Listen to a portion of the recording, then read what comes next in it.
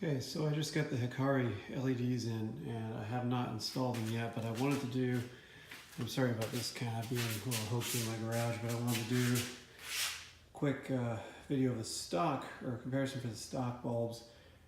I ran some tape on the door, some painter's tape to kind of, it's hard to see in the video, but I tried to run it to where the light cutoff is, approximately. And I want to say I'm about 8 feet from the wall, about 8 foot distance, something like that. But anyway, that's what the stock halogen cutoff is about. I mean, we're not going to be perfect here, but this is where we're going to start our comparison. So we're going to go ahead. I think I'm going to remove the headlights, make it a little easier to install the bulbs.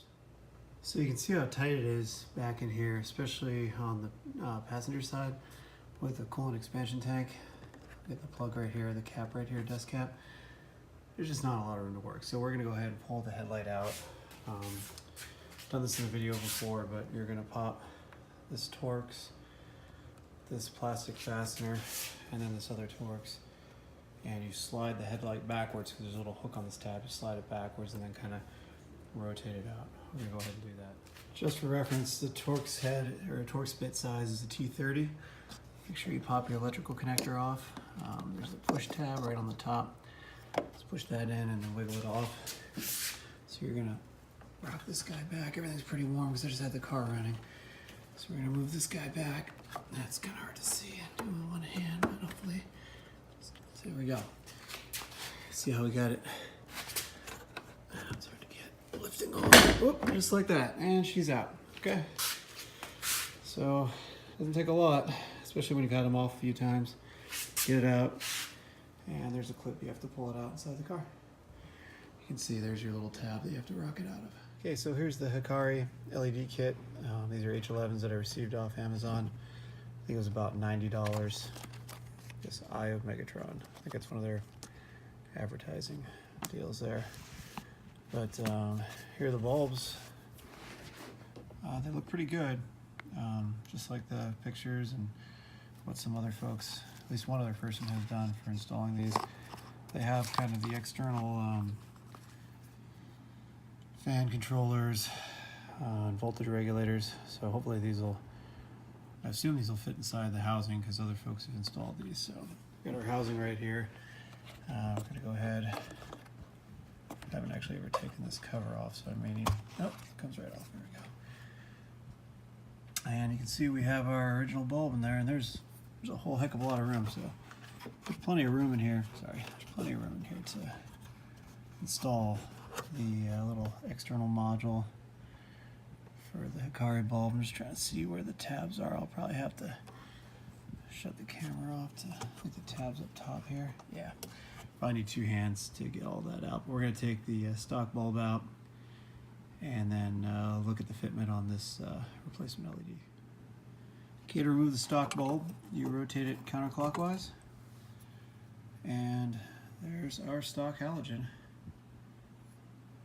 Pretty straightforward.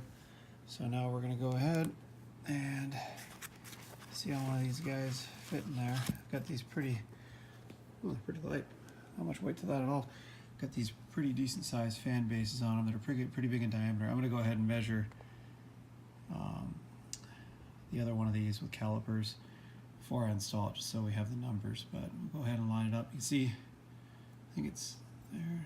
Let's see, there's supposed to be an adjustment screw on this somewhere. Maybe that's it right there. I'm not sure. But there's supposed to be a way. Oh, there it is, I think. No, I thought this little hole right here was the adjuster, but no, that doesn't quite make sense. I think it's just what holds the housing together. But supposedly these are aimable. That really doesn't look like an adjustment in there, but hopefully we don't need to mess with them at all anyway. Hopefully they'll, the patterns look pretty good. Quick note, when you're installing this, there's one larger, let's see if it'll focus, one larger tab right here, and there's these two smaller tabs. The larger tab slots in to this area right here. This is the bigger of them. So you want to line, so it's right here. You want to line that guy to slot in. I'm going to do that with two hands so I don't bend it. Okay, you can see it's a squeeze in here. I'm gonna try to get a little more light. But it fits pretty well. Just take your time, line those tabs up. It fits in there just fine. I don't see this being real easy to do with it inside the car. I think you're really going to need to take the headlight out to do this, because you can see it has to tuck behind this lip, but it fits in this lip nice and clean. It wasn't hard at all. Didn't have to push. You just have to set it in at a little bit of an angle, get that big tab lined up over here, and just kind of set it in at an angle, tipped in, and then just kind of ease this guy on in. You can actually slide it a little bit towards the inside, and it'll give you a little bit of room to clear this lip, but yeah, it slides right in, nice and tight. And I'm gonna go ahead and plug everything in. There's tons of room in here to fit this guy in there, so we're gonna plug it all in and put the cap back on, and we'll see if we can kind of get a garage comparison of the stock halogen in this guy, but I doubt it'll be very good. I mean, we'll maybe get an idea of the cutoff. Let's see. It's right in there. Use two hands to plug that in and make sure this guy is secure, and we'll go ahead and put it back in the car. There's a perfect little pocket down here in the assembly to be able to store that little converter fan controller module right there. Keep it out of the way. Just make sure you flip your light the way it's going to rest. You can see, oh, it's a little better light. Fits in there real nice. I assume the cover's going to fit on it. We're going to try that right now. There we go. Cover fits on perfectly. So we're going to go ahead and put this back in the car. I'm pretty excited. That was a super easy install. Hopefully it looks nice. We're going to go ahead, fire her up. Let's see if we can get a view of it from the inside of the housing, or from the outside of the housing. You can, a little bit of reflection. Let's see if we can. You kind of barely see it in there. There it is. Fits in real nice. Okay, so we have the Hikari on the passenger side and the regular halogen on the driver's side. Again, I apologize. It's not the best setup to show it, but you can see there's a little bit of light kicking over that main line, but it doesn't look real hot, and you can actually see it not through the camera. You can see a little bit of the halogen bleeding over. It's just that there's just a little more scatter with how much brighter this bulb is. Backing up, you can just see the difference in the color right there. That is crazy. That's real nice. So yeah, there's the bulb. No issues. The connector's set up right for polarity, so you don't have to worry about that. See if you can hear the fan. I'm gonna be quiet for a sec. Fan's not very noisy at all. Yeah, so far, pretty happy. We'll see if we get any angry drivers, but I'm looking at it, directly at it right now. Obviously, we gotta get further back, but it's not hitting me with any crazy brights like I've had issues with on my Jeep, when I used to have my Jeep. Side scatter. It's not bad. So yeah, we'll go ahead, same process. Take the other assembly out. When you're putting the assembly in, you've got to, and I have another video on this, you just tuck it into the front under this little lip here, and you just have to fiddle with the two clips. There's a clip on either side. You just have to fiddle with those to get it in, but I'll go back inside, get my calipers, and get a measurement of the other bulb, just so we know what the depth and diameter is. We're going to try to one-hand the caliper measurements here in the diameter.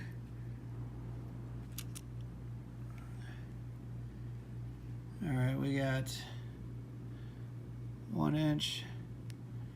That looks like 1.69, 1.69 inches for the diameter. And then let's see if we can do this one hand. The depth is going to be a little more of a challenge here to get that measurement good. So I guess I'll take it from this rubber base right here. I'm trying to get to the end cap, or the end bell. It's kind of hard to, sorry. I'm trying to hold the camera and get this measurement at the same time.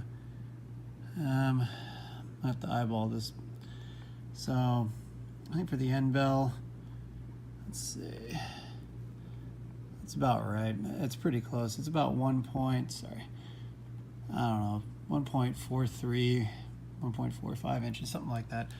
It'll be a little shorter when this grommet's compressed, or this gasket. But yeah, it's somewhere around 1.43 for this height.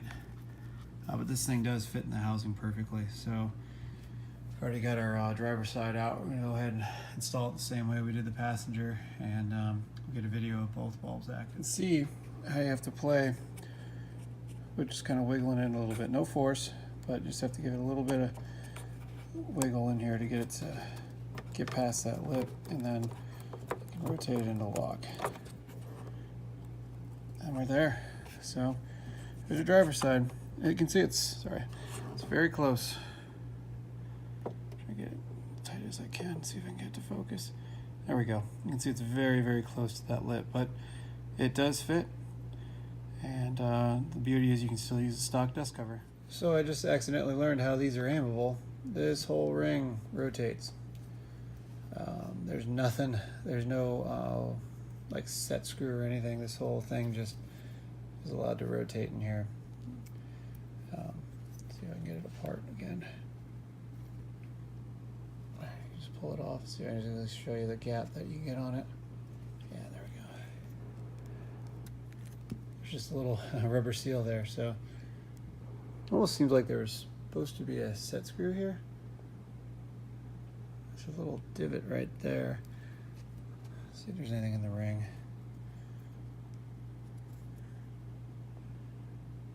So there's that little divot that I noticed before, but it doesn't appear to go through, so I don't know if that's just the marker for where you're supposed to start or what, but yeah, you can rotate it.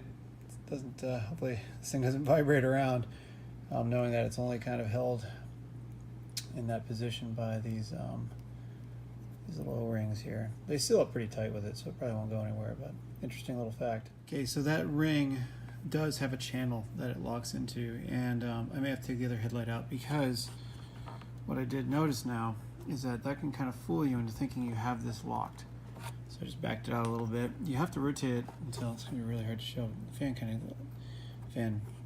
cap gives you kind of a place to twist on, but you need to feel that last solid click when it engages. So make sure you've got that good and engaged. I think I'm going to take the other one out just to make sure. Now you can see it in here real nice, and it's going to be real hard to show, but you want to make sure that gasket's seated real well for seal into the headlight housing. So I'm going to take the other one out and check it. That's why I didn't screw it down yet. So make sure, because that little coupling rotates, make sure that you get this all the way so you feel a good hard, solid stop on it. Okay, I wanted to show you guys with this little adjustment collar that there's a very particular engagement point, or a very particular way you should have it on there. See, there's this larger tab, and there's these two smaller ones right here. This larger tab needs to be right in this notch here. You see there's this set screw over here. And I think it's just set as a stop, so that screw has to ride in this channel right here. So this notch goes back here, and the screw rides in this channel. And that allows you to get this flush with the base of it. And then I just set it twisted all the way clockwise. Well, counterclockwise looking down, but clockwise, so when you're rotating it in, just so it's already at its hard stop, and then you're just tightening the bulb into the socket, and that's it all the way down. So it's kind of a neat little feature once you figure out that it's there. Trying to rotate it's kind of a pain. I think well, the other bulb I have tightened all the way clockwise. I'm going to tighten this one all the way clockwise. Hopefully that'll give me a good beam pattern. It sits in there tight enough where if you rotate it counterclockwise, the ring doesn't move because this gasket holds it in pretty good to the headlight assembly. You have to go all the way back in this adjustment, and then you can back it out enough to remove it. So you can get a little bit of twist in there to tweak them, and you can definitely do it with the bulbs installed or the headlight assemblies installed. But rotating it counterclockwise makes me worried that it may loosen a little bit, but from what I've seen, it doesn't. It's just you know, a little bit of a I'd just say a nervous reaction or obsessive reaction, I guess. But yeah, we're gonna put this guy back in the passenger side and get your headlight back in. Make sure you have this clip. This is the bottom clip that kind of dowel-ish pin sits in. Make sure you have that fully forward. That'll help you engage it. And now we're going to ease the headlight assembly in first by putting the front tab in between this cowl. I guess it's called a cowl, but okay, so this can kind of give you an idea of how you start easing it in. You can see I'm starting to run this tab under, and you want the headlight kind of dipped in inside, kind of where the front bumper is, and then we're going to rock it outward, and we're also going to have to watch where that tab slots into that clip under it. So here you can see the tabs that hook under the bumper cover.